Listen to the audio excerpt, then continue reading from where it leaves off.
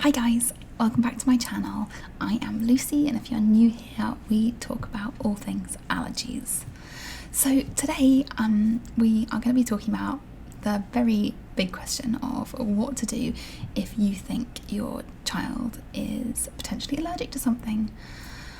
It can be super scary and overwhelming if you're just introducing new foods to your kid, but I'm going to give you 5 tips, 5 of my best tips, as to how you can help yourself and reduce your anxiety. So tip number 1, stay calm. I know it can be kind of stressful, the idea of thinking that your kid is allergic to something.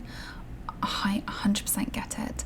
So my son, I found out about just after 6 months that he was allergic to like wheat, milk, eggs, and then a whole bunch of other stuff he just kind of had intolerances to, and I thought he was like super duper allergic, but thankfully after seeing an amazing doctor we have got some more just some more help and worked out more parameters as to what he can have and what he can't have. So it will get better is my first tip, and don't panic. Number 2, there are some things that you can really look out for when you are noticing your child having an allergic reaction. So the first thing is like swelling, or if they've got like a little rash around their mouth, or if they're struggling to breathe. Obviously that's a big one. But if you think that or a real tummy pain, actually Ollie had like super tummy pain when he was would eat some foods. Like for us, the tummy pain, milk and stuff like that really caused a lot of tummy pain. So that's the kind of the first thing to look out for, is just look out and see what happens when you give it. And there are some foods that, like tomato and pineapple, that for a lot of kids do cause a bit of a rash, but it's like very, very rare to have a kid that's allergic to tomato, for example. As they get older, a young baby, sorry, I should clarify, as they get older, that's something that can develop. But I spoke to my allergist because I was convinced my son was allergic to tomato, and he said to me, Lucy, I have literally never met a baby that is allergic to tomato. And I was like, oh, well, you're about to meet the first. And then we tested him and he was not allergic to tomato. It was just that he got this rash around his mouth. The third thing I would say is really trust your instincts. If you feel like your kid is allergic to something, just stop giving it for the moment and contact your doctor, your pediatrician. They can hopefully refer you to an amazing allergist, and I'm going to actually make a video on how to pick a good allergist and what things to look for and what things to avoid, because I've been to see a few and some were better than others. So I've learned a little bit about this. Just to give you a bit of background on me in case you don't know, I am anaphylactic to nuts, and I've also got oral allergy syndrome, which means that my hay fever kind of has caused some food allergies. So I've got a few other allergies, but nuts is my big one.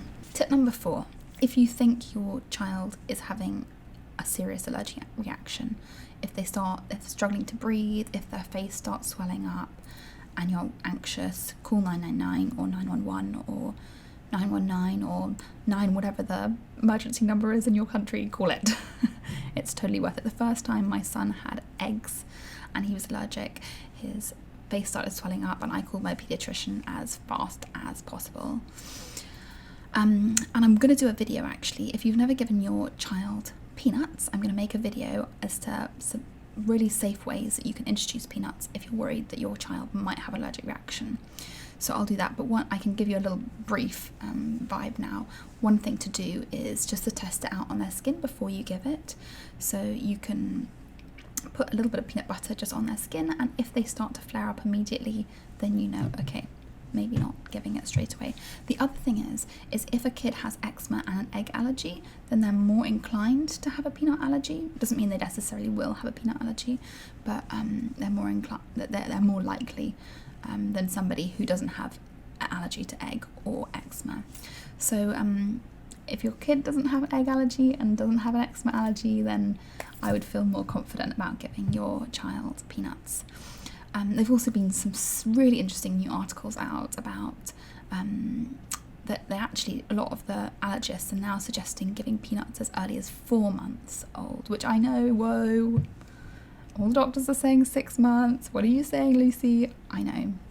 Sadly, like, new research comes out all the time and things change. But at the moment, what are we? June, July 2020? That's what they're saying.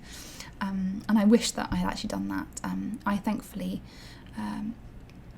what I did to prevent, I saw an allergist and they recommend some real helpful steps to prevent a nut allergy, because I really didn't want my son to develop my nut allergy. So they suggested some really cool things, which was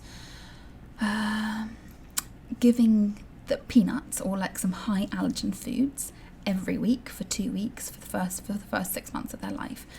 We did that. I obviously couldn't give any of the nuts because I'm anaphylactic, but my husband gave it, and thankfully my son is not allergic to nuts, so that's really helpful.